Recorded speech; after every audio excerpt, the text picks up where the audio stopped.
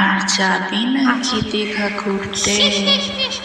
অনেকদিন পর রঙিন তিনটেকে পেলাম।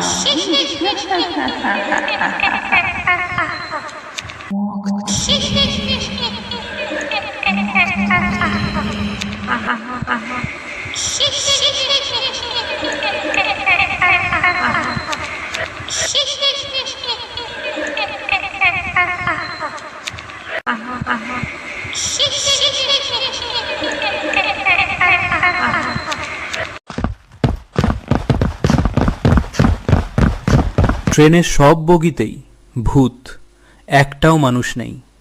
আমরা এখান থেকে বেরোবো কি করে? আমি তোদের আগেই বলেছিলাম এই ট্রেনে না উঠতে তোরা কেউ, সেটা শুনলি না?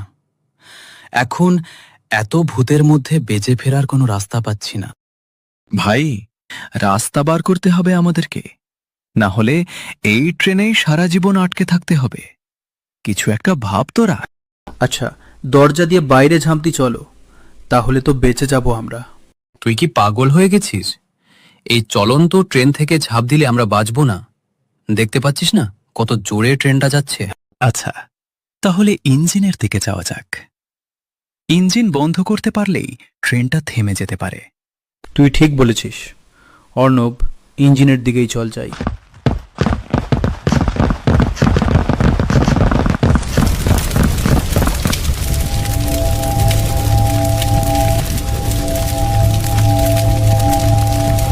এখানে তো কিছুই নেই, ইঞ্জিন বন্ধ করব কি করে আমরা?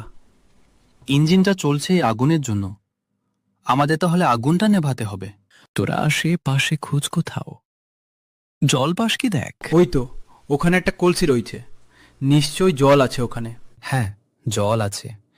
এই জলটা আগুনে ঢেলে নিভিয়ে দিতে হবে তাড়াতাড়ি।